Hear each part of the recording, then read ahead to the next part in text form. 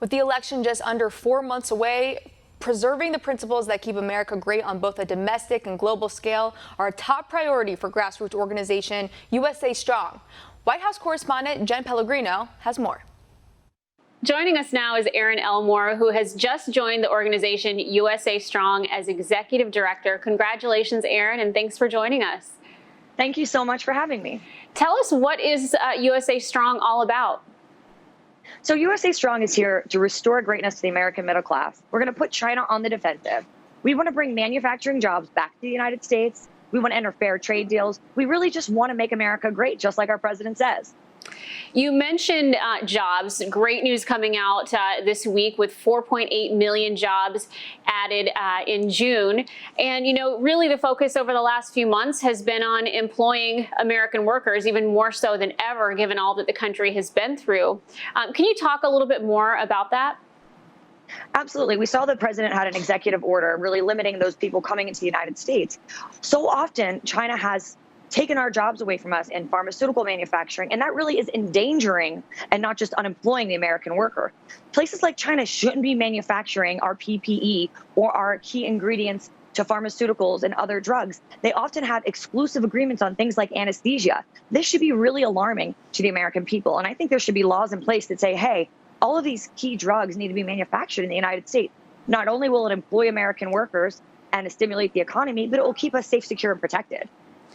And one thing that the president mentioned on Thursday in discussing the jobs numbers, 356,000 jobs in June that were added were manufacturing jobs. You know, he says this is a small number compared to what we'll see going forward. Why is this so important, manufacturing specifically?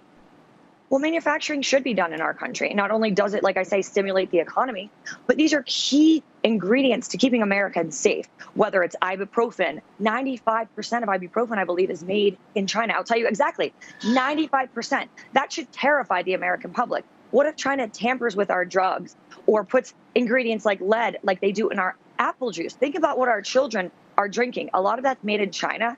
Baby formula made in China. We need to bring these things back to the United States to not only keep ourselves safe, but keep ourselves employed and keep ourselves financially and economically sound.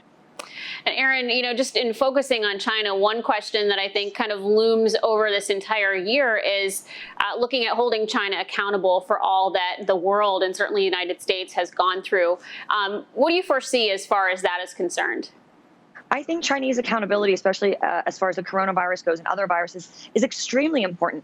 China denied human-to-human transmission for an extremely long time, often too long, putting Americans at a very unsafe place. Also, domestically, they had stopped flights within China from Wuhan, but were letting people leave Wuhan to come to places like the United States and Europe. That's also a red flag. A lot of senators want to have legislation come out that says, hey, you can sue the Chinese government for what they've done. And I believe that's an absolutely sound decision. And finally, Erin, you know, as we look to celebrate America's independence on this 4th of July weekend, what can we expect in the coming months looking towards the election from USA Strong? You know, we want to get out on the road and talk to American workers and talk to senators and congressmen and people that are in elected office and say, hey, what can you do to bring manufacturing jobs back to the United States? What kind of fair trade deals can we enter to put Americans back in a better position financially and economically?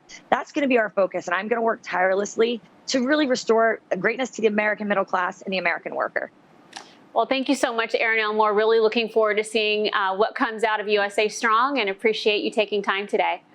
Thank you for having me. Want to see more videos like this? Click on the link below and subscribe to One America News on YouTube, and call your cable provider and kindly demand that One America News is added to your lineup. Call and subscribe today.